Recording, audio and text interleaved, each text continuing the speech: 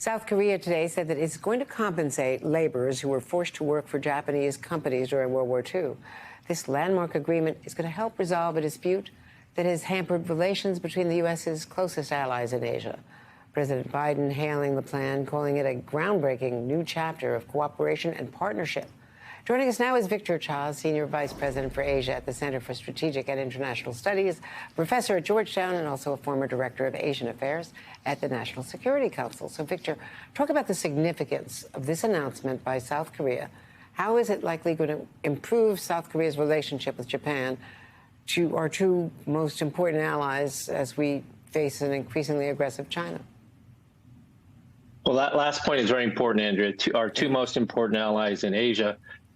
So this goes back to a 2018 Supreme Court case ruling in South Korea, where they called on these two Japanese companies to compensate these laborers. Japan said that this was covered in a 1965 normalization treaty, and ever since then, the relationship has gone downhill for the past half decade, to the point where the Japanese and Koreans were threatening not to share information with each other about North Korean missile tests or about what was going on in the Taiwan Straits. It was quite bad.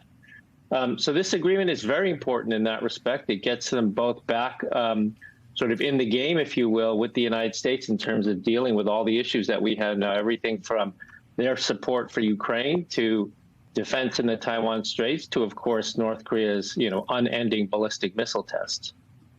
And when we talk about China, there's so much concern about what we know, what we don't know about Chinese intentions. President Xi, of course, consolidating his power in China's government by filling key posts with party allies, loyal state officials, as China's military is growing at its fastest pace in 4 years.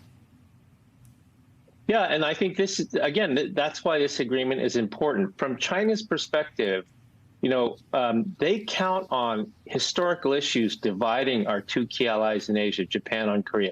They want those historical issues. The Russians, the North Koreans, want these historical issues to continue to vex the relationship between our two allies and our ability to coordinate trilaterally among the three countries. So while Biden and Secretary Blinken are praising this deal, we don't hear anything similar coming from China or from Russia or from North Korea. And it's significantly that at the G20, of course, and at other fora, you had Secretary Blinken and others in the administration working very hard to bring these two countries together, these two allies together. NBC is now reporting exclusively, Dan DeLuce, another exclusive from Dan DeLuce today, that an American firm subsidiary sold electronics to a Chinese defense firm, which of course is linked to the military, linked to the spy balloon program. So there's no indication that this company, in fact, AXT, is violating any American laws, but it raises the whole issue of U.S. technology ending up in the hands of China's military.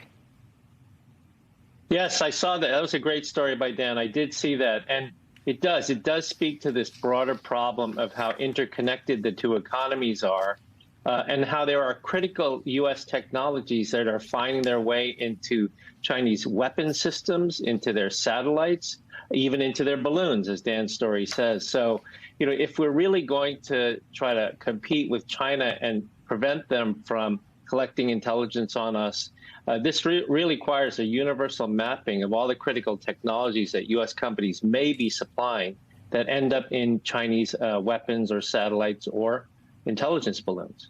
And how difficult it would be to carry out any implied threats to sanction China, if, in fact, they ended up supporting Russia. It's too complicated, our economies. Victor Cha, thank you so much.